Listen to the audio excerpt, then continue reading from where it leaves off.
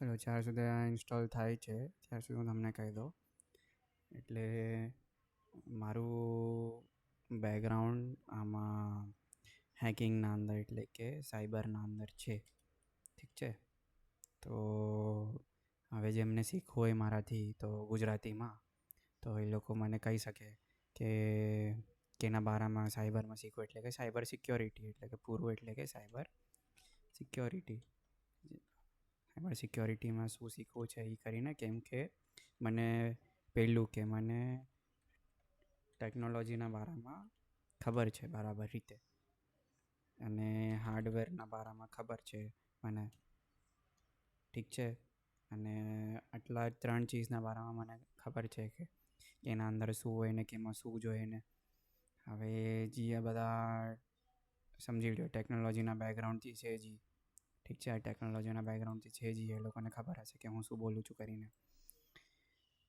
Cyber સિક્યોરિટીના બારામાં અને હાર્ડવેરના બારામાં અને ટેકનોલોજીના બારામાં ને બધું હું તમને બતાવીશ આગળ. અગર તમને જાણવું હોય ઠીક છે તો તમે મને કહી શકો છો કમેન્ટ સેક્શનમાં આના વિડીયો કેવું લાગ્યું.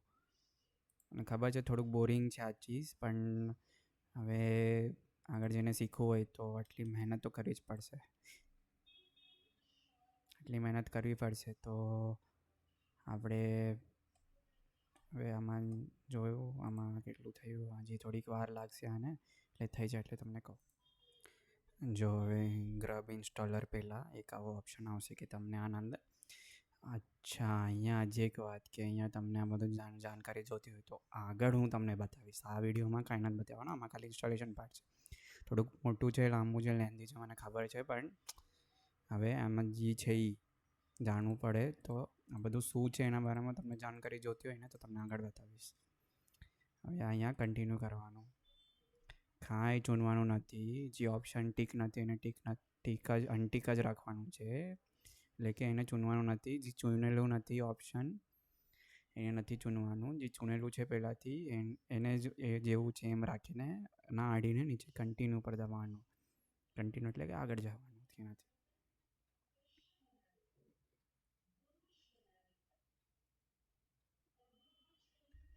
આ બાબતમાં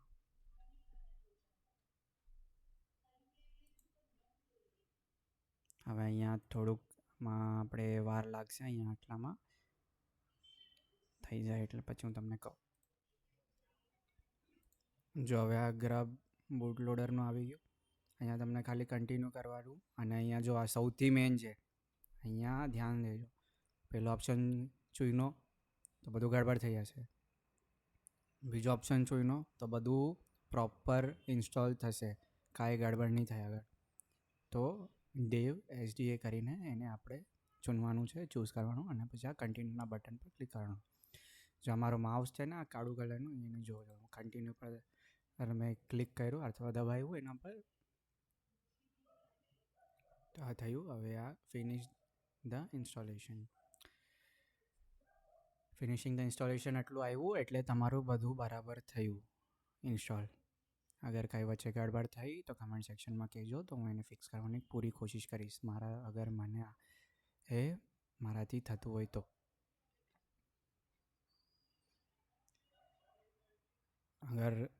અગર તમને કમેન્ટ સેક્શનમાં ના કહી શકું તો તમે હંમેશા ગૂગલ પર જઈને જોઈ શકો, અથવા તમે યુટ્યુબમાં જઈને જોઈ શકો.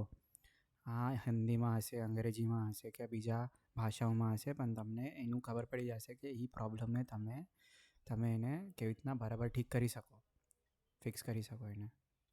આટલું આવ્યું એટલે તમારું ઇન્સ્ટોલેશન કમ્પ્લીટ થઈ ગયું. કન્ટિન્યુ કરજો. એના પછી આટલું લોડ થશે ને લોડ થવા દેવાનું છે.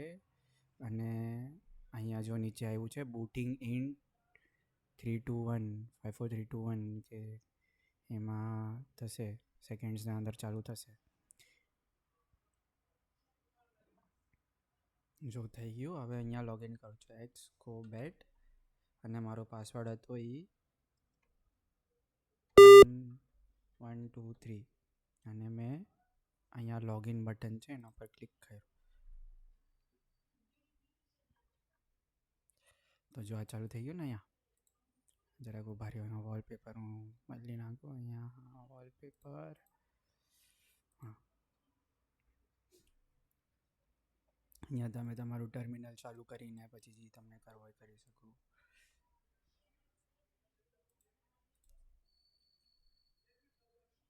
જે પણ કરવું હોય અહીંયા તમને.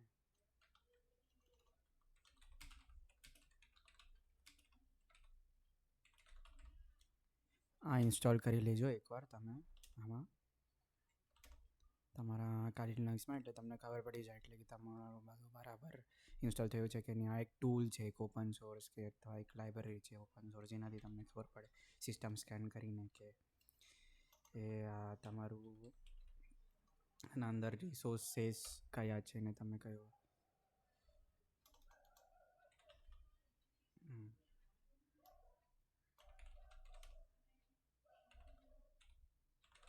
સ્પેલિંગ રોંગ થયું. પ્રોપર સ્પેલિંગ છે આ.